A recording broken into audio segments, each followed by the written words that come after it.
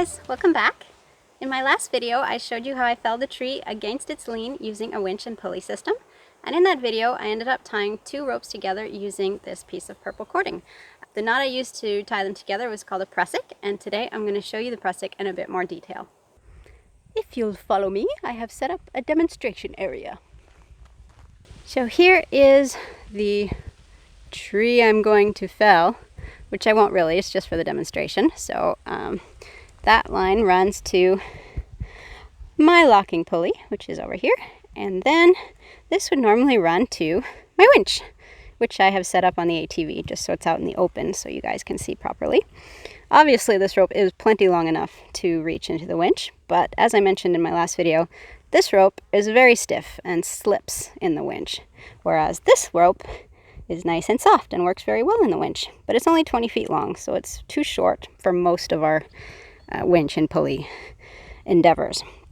So at this point, then it becomes necessary to tie them together, and preferably in a way that once this rope is reeled all the way into the winch, I'm able to stop winching and then pull rope out again and move it back along this rope so that I can pull in some more.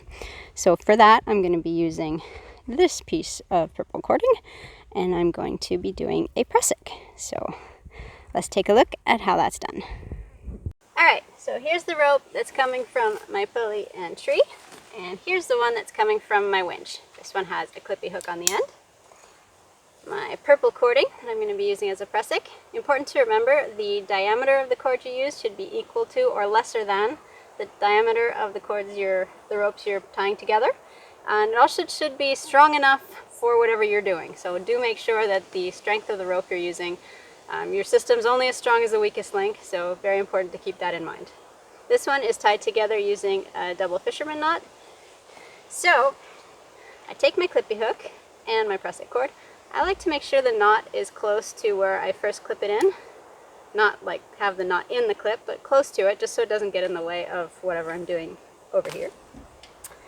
Take your other piece of rope. I like to just pull them a little bit tension and hold them together like this. Did you see that? Together like this. And then you need to wind the Prusik around the piece of rope that's going away from the winch, so towards your pulley. You need to go around at least 4 times. So this Prusik is really, really long. It doesn't need to be this long, but it is. So I'm going to wind it around as much as I can. But like I said, it just needs to go around at least 4 times.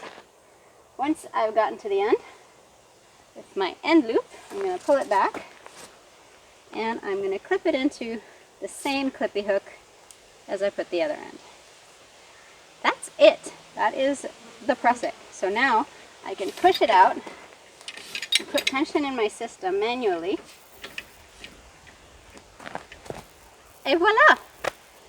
This is super handy because once I start winching, over here, like so,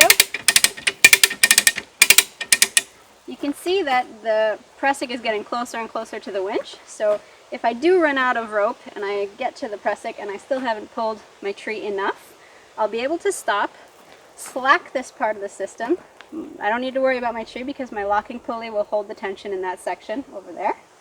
And then I'll be able to just pull the line out of the winch and push the Prusik further on down the rope and start over. And I can do that as many times as I need. It's super handy and keeps your system flexible.